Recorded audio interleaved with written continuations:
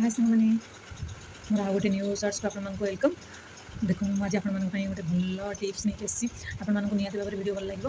मुझे कहूँ चाहिए आप जो गैस प्रोब्लेम होने इनो किसी टैबलेट खाऊँ भी सेगुड़ा खाइबे कारण टैबलेट इनो प्रतिदिन खाଇବା द्वारा आप देह आउ पेट पर प्रेसर भी पड़ो। तेणुक मुझे गोटे घर उपचार नहीं आसी से गैस माने केमी भल हम आप स्किप करेंगे स्टार्टिंग रू एंड जाए देखिए निहत भाव भल लगे।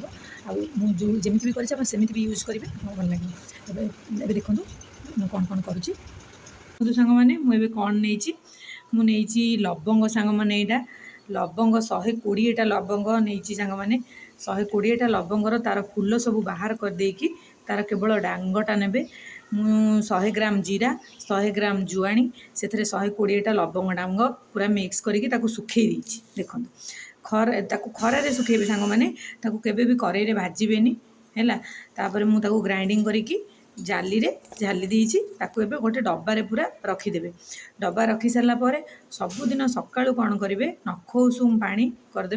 नख उषुम पानी अध ग्लास करी से जो गुंडा को चामचटा पकेबे पकईकि अल्प टिके पूरा बीट लुण पकईदेवे पकईकि फेंटिकी भलसे पीबे खाली पेटेरे सकाळु आपणकर गैस दूर हो। आपको वीडियोटी भल लगे लाइक शेयर सब्सक्राइब करेंगे।